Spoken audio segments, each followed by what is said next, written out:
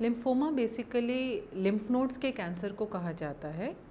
Lymph nodes एक तरह की गांठें होती हैं जो हमारे शरीर में प्रेजेंट होती हैं और एक तरह से बॉडी का वो प्रोटेक्टिव मैकेनिज़्म है जो इन्फेक्शंस वगैरह में फर्स्ट बैरियर होता है।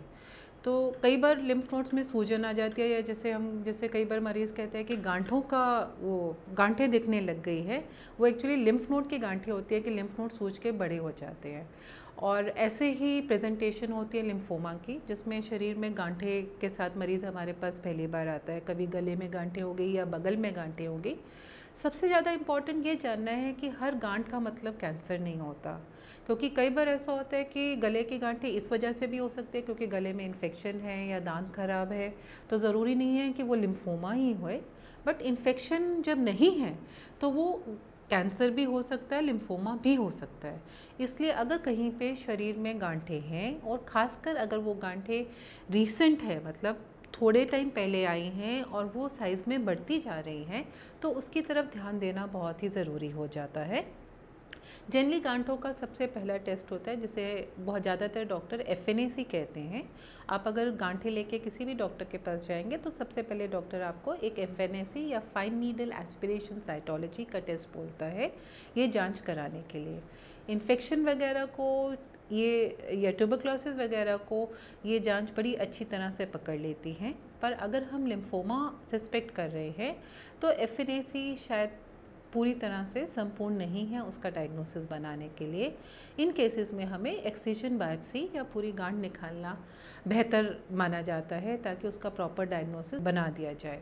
लिम्फोमा को इतनी इम्पोर्टेंस क्यों दी जाती है? क्योंकि ये एक ऐसा कैंसर है जो काफ़ी केसेस में बहुत यंग एज में भी पाया जाता है, यहाँ तक कि बच्चों में पाया जाता है और यंगर इंडिविजुअल्स में अभी कैंसर ये पाया जाता है। और ये ऐसा कैंसर है जिसमें अगर एक प्रॉपर डायग्नोसिस होए और प्रॉपर सही ढंग से इलाज होए तो काफ़ी सारे केसेस क्योरेबल हो सकते हैं। सबसे ज़्यादा इम्पॉर्टेंट है कि इसमें एक प्रॉपर डायग्नोसिस किया जाए, जिसका मैंने जैसे बताया कि सबसे ज़्यादा इम्पॉर्टेंट पार्ट होता है एक अच्छी खासी लिम्फ नोड बायोप्सी और एक अच्छे पैथोलॉजिस्ट की मदद से उसको डायग्नोसिस बनाया जाए। लिम्फोमा कहने से ही काम नहीं चलता, लिम्फोमा के आगे क्या सब टाइप है ये जानना भी काफ़ी ज़रूरी है। लिम्फोमा जनरली दो टाइप का होता है, हॉजकिंस लिम्फोमा या नॉन हॉजकिंस लिम्फोमा। और अगर हमें आगे इलाज करना है तो हम इससे ज़्यादा इन्फॉर्मेशन जानना चाहते हैं, जैसे नॉन हॉजकिंस लिम्फोमा है तो वो आगे लो ग्रेड लिम्फोमा है या हाई ग्रेड लिम्फोमा है, या वो आगे नॉन हॉजकिंस की भी कौन सी सब टाइप है। इसके लिए पैथोलॉजिस्ट जनरली फर्दर टेस्ट करते हैं जिसे हम कहते हैं CD मार्कर के टेस्ट या इम्यूनोहिस्टोकेमिकल स्टेन्स IHC टेस्ट। इनसे कुछ स्पेशल मार्कर्स जो सेल लिम्फोमा सेल्स के ऊपर प्रेजेंट हैं उन्हें आइडेंटिफाई किया जाता है और इससे हमें जनरली ट्रीटमेंट में मदद मिलती है।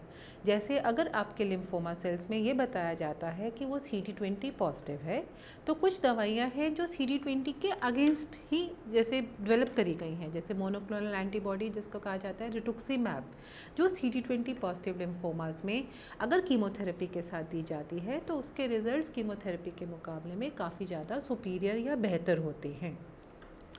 अब डायग्नोसिस के अलावा लिम्फोमा में दूसरी इम्पॉर्टेंट चीज़ रहती है एक प्रॉपर स्टेजिंग वर्कअप, जिसके लिए जांचें होनी चाहिए और उसके बाद आता है ट्रीटमेंट का पार्ट। अगर एक प्रॉपर डायग्नोसिस होता है और प्रॉपर स्टेजिंग होता है उसके हिसाब से सही ट्रीटमेंट किया जा सकता है। ज़्यादातर केसेस लिम्फोमा के कीमोथेरेपी उनका मेन इलाज होता है और कई केसेस में कीमोथेरेपी या रेडिएशन थेरेपी या इन दोनों का कॉम्बिनेशन भी दिया जा सकता है। अगर एक प्रॉपर इलाज किया जाए तो काफ़ी सारे केसेस होते हैं लिम्फोमा के जिनमें बहुत ही अच्छे रिजल्ट्स पाए जा सकते हैं और इवन लॉन्ग टर्म सर्वाइवर्स भी इन केसेस में होते हैं।